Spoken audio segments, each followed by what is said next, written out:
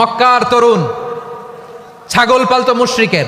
বিশ্বনবী আর আবু বকর রাদিয়াল্লাহু তাআলা আনহু একবার গেলেন, যে দেখে এই তরুণ দাঁড়ায় আছে। বিশ্বনবী বলেন, আমি খুব ক্ষুধার্ত, তোমার কাছে কি দুধ আছে ছাগলের? আব্দুল্লাহ ইবনে মাসউদ বলে, আছে। ওয়ালাকিন আনা মু'তামান, কিন্তু যে দুধ আছে এটা আমানতের, আমি দিতে পারবো না। বিশ্বনবী এইটা শুনেই তার টার্গেট করে ফেলছে। আনা মু'তামান, দুধ আছে কিন্তু এটা আমার মালিকের, আমি তো দরদ দেখাই, আমার মালিকের দুধ আপনি পথিক, আপনারা দিতে পারি না। বিশ্বনবী টার্গেট করে ফেলছেন, এর আমার কাজে লাগাইতে হবে। বিশ্বনবী বললেন, আচ্ছা ঠিক আছে, দুধ দিও না, কিন্তু এমন ছাগি আছে কিনা যেই ছাগির সাথে কোনো ছাগলের মিলন হয় নাই, তার ওলানে দুধও আসে নাই, বাচ্চাও নাই, এরকম ছাগির থেকে যদি আমি দুধ খাই তাহলে তো সমস্যা নাই। বলতেছে, এরকম ছাগির থেকে দুধ খাইলে সমস্যা নাই, কারণ এরকম ছাগির ওলান থেকে দুধ আসবেও না। বলতেছে, ঠিক আছে, এরকম একটা ছাগি নিয়ে আসা হলো।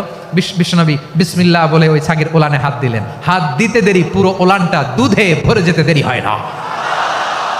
বিশ্বনবী আর আবু বকর রাদিয়াল্লাহু তাআলা আনহু দহন করে পেট ভরে খেলেন।